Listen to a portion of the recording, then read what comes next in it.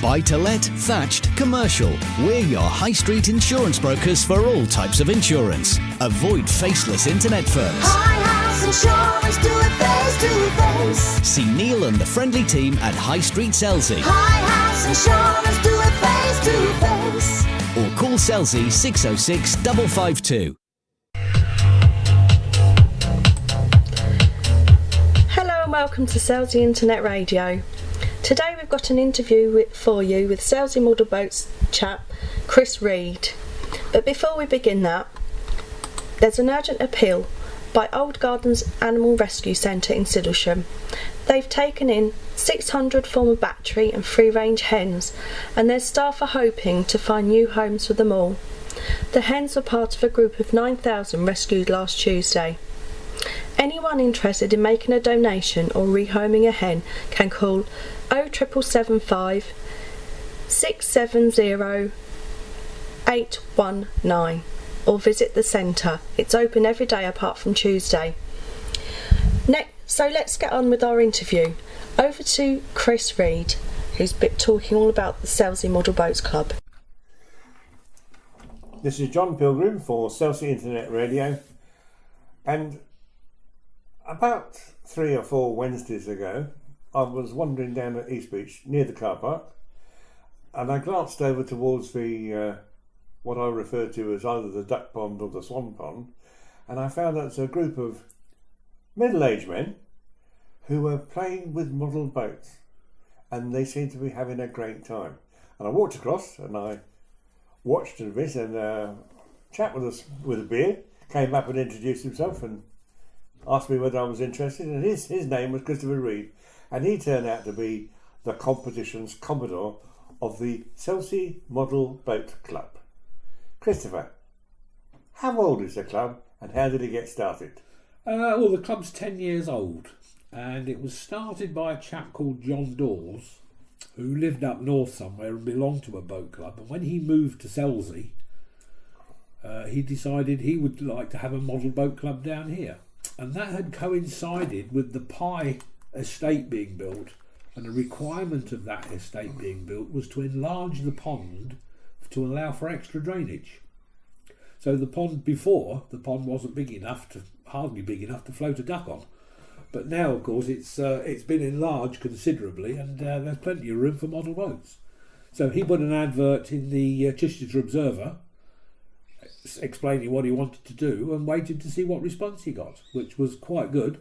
So they then formed a club, approached Chichester District Council to get permission to use the pond. How many members are there in the club now? Approximately 40. Men and women? Oh yes, we have a couple of ladies. Not many ladies, it's more a man's hobby really, because it's the skill of hand to make the models. How old is the oldest member? Oh, I would say in his early 80s. Okay. And how old is the youngest member? Well, he's still at work, so I would say he's got to be in his 50s. Okay. So you've got no kids then? Yes, there are a couple of kids. Yeah. But they're associate members. Their membership, the child's membership is free, but must be accompanied by a guardian. Okay. How much does it cost? £15 a year.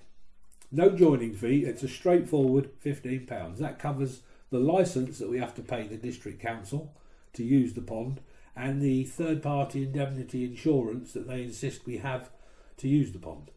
Or in case they get attacked by a model boat? Yes, that's right, yes. Well, there you go. That's health and safety for you in the modern day and age. So, do you have competitions? Yes, we have yachts which are based on the Admiral's Cup yachts, which we race once on the first Sunday of every month from 10 o'clock till 12. We have when the well, does it go right around the island? No, we can't go. We don't go all the way around the island. It's very difficult to control a boat when you can't see it on the blind side of the island. Yes, of course, I hadn't thought of that. Yes, but we have marked out a course with boys on the part of the island that we part of the pond that we actually use. So, if you've got a reasonable amount of wind, how long will it take you to run a race? Well, a whole race, I suppose, with a reasonable amount of wind, about 20 minutes, because we normally do a couple of laps of the circuit, and that would take about 20 minutes on a good day. On a bad day, it can take half an hour to 40 minutes when you're drifting round the pond instead of sailing. So, you share the pond with ducks and swans. Yes. Do they ever attack any of the boats? When the young are about, the swan has been known to hiss at the passing yacht, but no, I think they're used to them, so they just tend to ignore them. Okay. So the competitions, are they all only sailing boats? No. We do have quite a keen load of yacht sailors, and we race the yachts at least once a month, weather permitting. But there are quite a lot of power boats, as we call them. I mean, a power boat is anything operated by batteries with an electric motor. That could be anything from a fishing boat to a tugboat to a warship, paddle steamer, merchant ship. But if the engines are roughly the same, you won't be racing. What sort of competition will there be? Well, we don't race the ordinary power boats like warships, paddle steamers, etc. But we do race a small speedboat. Okay. But we only race those in the period of time when there's no baby chicks on the pond. Right. So the small model speedboats, they all belong to the same sort of class? Yes, yeah, it is exactly the same. It's exactly the same plan, and they have to conform same size motor, same size propeller, the hull built to the specifications of the plan, and anything else is you can make of any material you like, right? As long as its dimensions are as stated on the plan. Now, you sailed yachts across the Atlantic, haven't you? Yes, on 3 or 4 occasions. And I think you are Yacht Master Ocean? Yes. And you used to run the the Royal Navy's sailing club in Gibraltar? Yeah, I was responsible for the recreational facility of the yacht at HMS Rook in Gibraltar. That was in 93 to 95. Are the skills that you need to sail a real yacht similar or exactly the same as the skills required to sail a model yacht? Similar, because they can't be exactly the same, because sailing a model yacht, you're not actually on the boat, so you can't just tweak the sails and as you would if you were on a real boat. Whereas you're standing on the shore, all you have control over is the position of the sails and the position of the rudder. And navigation isn't the same problem either, is it? No, you don't need a GPS to sail a model yacht on the pond. So, how do people learn how to sail? Well, it's quite simple, really. I mean, if you haven't already sailed a boat before, then one of the experienced yachtsmen at the pond will teach you how to do it. It's not rocket science. You said that the skills were roughly the same between model yachts and real yachts. Yeah. Could you learn to sail a large yacht by practicing on a model yacht? No, all you would know is the points of sail and how to control your sails. You still wouldn't learn navigation, seamanship, knot tying, okay, how to moor a boat, how to anchor a boat, and how to pick up a buoy, and how to do man overboard drills, etc., and all the other safety aspects. But you would learn your points of sail. Okay. So if you were interested in joining your club, would you advise them to start with a powerboat or with a sailing boat? Well, it depends entirely on your interest. Which is the least expensive method of getting into it? The least expensive would be a ready-made boat. Buy a ready-made boat off the internet for about £30, a radio for about £20, and for £50 you're on the water. And would that be a sailboat or a powerboat? Either. Really? Yeah. How powerful are the electric motors in the boats? Well, they vary. It depends entirely on the voltage. They can be anything from 3 volts to about 15 volts. So obviously that would depend entirely on the power of the motor. If anybody wanted to see the boats for themselves, how could they do that? Well, we're down at the pond every Wednesday and Sunday. In the summer, the Wednesdays, it's 4 o'clock in the afternoon till 6 in the evening. And in the winter, it's Wednesday. Well, all the year round on Sundays, we're there 10 till 12. and in the winter it's on Wednesdays 10 till 12. But we do have an open day at Medmerry School on August the 24th, which is a week Saturday coming, where there will be lots of boats on display. And Medmerry School is the one that's just off the High Street. Yeah, off the high street, or access in through the back gate from the Budgeons car park. Okay. Is competition, when you're sailing in competition, tough? Is there lots of shuttling? Do you try and steal people's wind? Or Oh, absolutely, yes. I mean, all the rules of yacht racing are in force on the pond. You know, the windward boat gives way to the one downwind, and if you're on a starboard tack, you've got a priority over somebody on a port tack. But you don't deliberately crash into someone else's No, boat. no. That's illegal. Just exactly the same as it is on the water. So you get disqualified for that. Oh well, you get a penalty. Right. Okay. What you have to do is, before you go round the next buoy, you've got to go out of everybody's way and do a 360-degree turn, and then carry on with the race. Okay. So if you have a crash, is that an accident? Well, there's always somebody has got to be in the wrong. Yeah. Depending on which tack you're on, who was the windward boat, whether you've given anybody water at the bark. So are each of these races refereed? Well, yes, we self-referee. Yeah. I mean, we don't take it 100% seriously as many other professional yachtsmen would, but it is fairly fiercely competitive. Do you have competitions between clubs? We have had a couple of clubs. I can't remember them. I think it's the Slipper Club over at Hayling Island. We've had a competition with them. We have an annual competition with the Phoenix Club, which comes from Byfleet, just up north of Guildford. One year they come down to us and we spend all day racing, and the next year we go up to them and spend all day racing. And that's quite fun. So, if somebody was interested and they came down and looked and thought, I'd like to have a go at this, how would you suggest that they actually got started?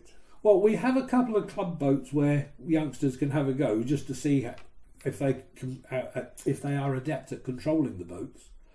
But you can pick up a yacht, the Victoria yacht, for about £100. A radio would probably cost you about 40. You can put the yacht together. It comes together as a kit, but you can put it together in 2 days very easily. And once that's it, you're on the water. £140, and I've had mine for 6 years now, and I've still got the same batteries in it. Really? And it's still, and I'm using it at least twice a week. So it's occurred to me, you share the pond with ducks and swans and presumably fish. Oh yes, there's a lot of fish in there.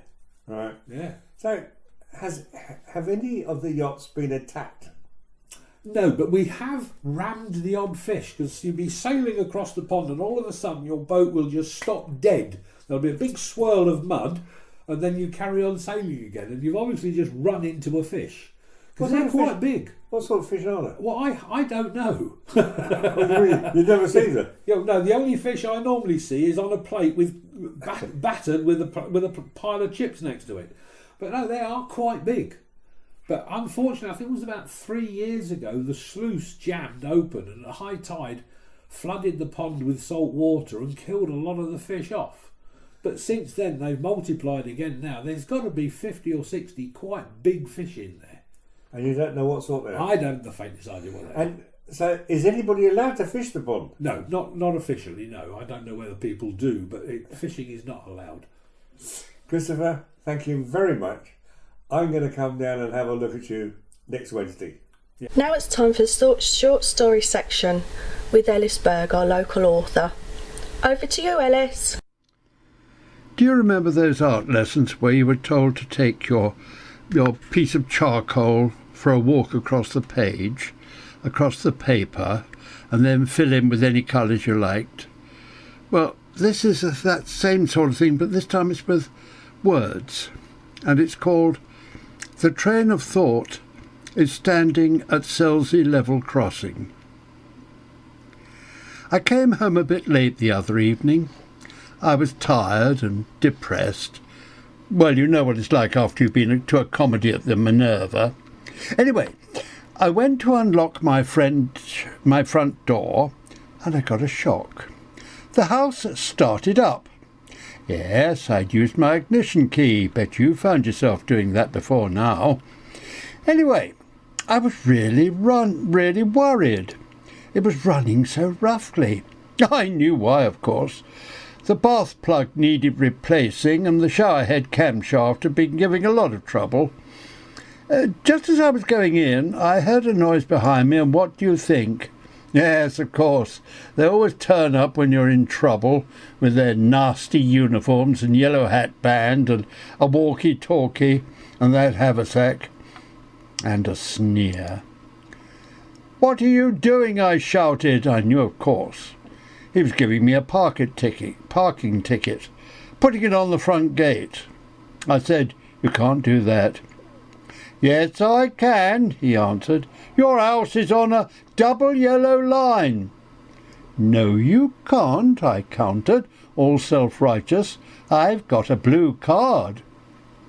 Isn't it lovely to see the mighty fallen? Anyway, he covered it up very well. He looked at my car admiringly. Well, it's been in the family for generations. "Who did your decorations?" "Oh, a little man in the village. He's a dream. And I'm keeping him a secret, so don't ask." "The gold leaf on the number plate is quite... how can I put it?" "Arresting," I suggested. "Or perhaps unique even," he said. "And your driving seat..." "Chippendale," I said. "And the steering wheel was made for me by a real old Cambridgeshire wheelwright. But I must say I love your bicycle. It looks like a real Walter Raleigh." "Oh, if only," he sighed. "But I'm swapping it for a tandem. I really prefer to go upstairs to bed." "Wouldn't 4 wheels suit you better?" I said. "I assume you have a family." "Yes, but they..." He sighed deeply. Have you ever felt sorry for the enemy? It was like watching a TV producer apologising for Big Brother. Or George Osborne naming his hair dye. "They like camping." We felt silent. It was time for him to go. He mounted his bicycle, lit his carriage oil lamps, and departed. My house had been ticking over all this time and had warmed up nicely. I went in and turned it off and went to bed, making a note to have the house serviced in the morning. I hoped they'd have a courtesy conservatory. Well, if not, well, I had the garden shed for emergencies. Thank you, Ellis. Now for what's on in Selsey. Firstly, I've found out that Selsey Lifeboat Station is open to the public Monday to Friday, 9 a.m. to 5 p.m. It's closed for lunch from 1 to 2 p.m. And on Saturday and Sunday it's open 10 till 4. So you can get down there and have a look at the lifeboat while it's in its station.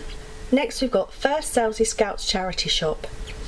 They're open every Saturday 10 till 12 and they're in School Lane opposite the Academy. They have bric-a-brac, clothes, all kinds of interesting things, and they're always looking for volunteers to help run it. So if you've got a few hours spare, get on down there and have a chat with them about that. And now, Selsey Shooting Stars Cheerleading. That's on every Wednesday evening from 6 till 7 o'clock at the Selsey Centre. So if you've got some young ladies or gentlemen, get them down there because it's great exercise and much great fun for them. Now on to Selsey WI meetings. They meet on the second Wednesday of the month from 2:15 to 4:30 in Selsey Town Hall. For more information, ring 01243 601 776. And don't forget those hens that need rehoming. I'll give you the number again. It's 07775 670 819. Give them a ring if you can help out or know anyone that can. Okay, that's it for this week. We hope you enjoyed our podcast and we'll speak to you again next time. Bye! James Bond.